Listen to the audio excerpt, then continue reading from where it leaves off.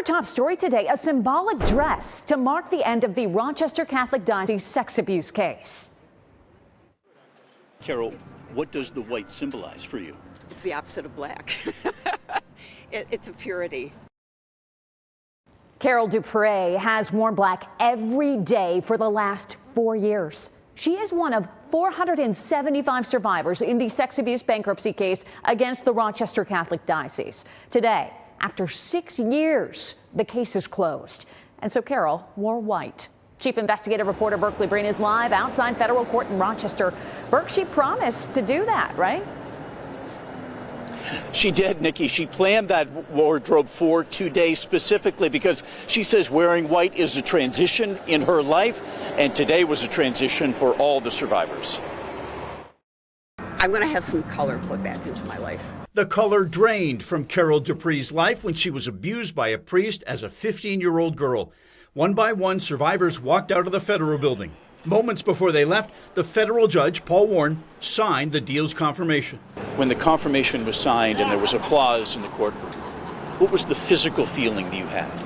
The physical feeling, I wanted to get sick because I couldn't believe that this day was here.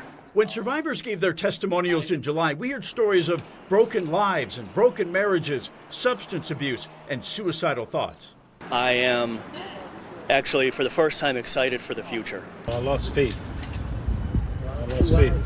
But I'm getting it back now. I'm finally getting it back now. What did the abuse do to you? Well, it took a lot from me. It took mostly everything from my life. It put me on a path of destruction. The final settlement is $246 million. Judge Warren told the survivors in the courtroom, "The money isn't going to fix you. I hope it gives you a sense of validation and that what happened to you wasn't your fault." Mitchell Garabedian has represented thousands of sex abuse victims. I need to ask a money question, okay? So when can people like Carol expect the checks to be cut to them? In about 4 or 5 months. This is Bishop Salvatore Matano leaving the building. He was in the courtroom. He started his morning mass praying for the survivors who were, in his words, victims of terrible betrayal.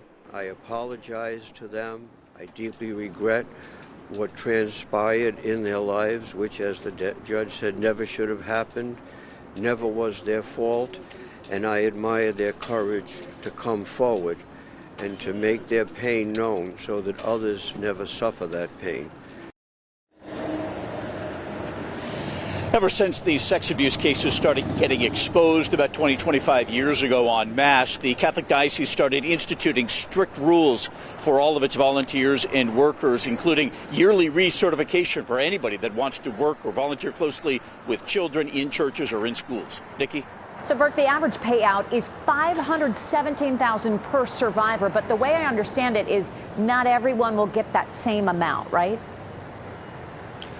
That's correct, Nikki. So each survivor is going to be scored on a scale of 0 to 100. And some of the factors that would increase your score would be the severity of the abuse you suffered or the amount of work that you put into this case, which ended today. And so the higher the score, the more money that survivor will get.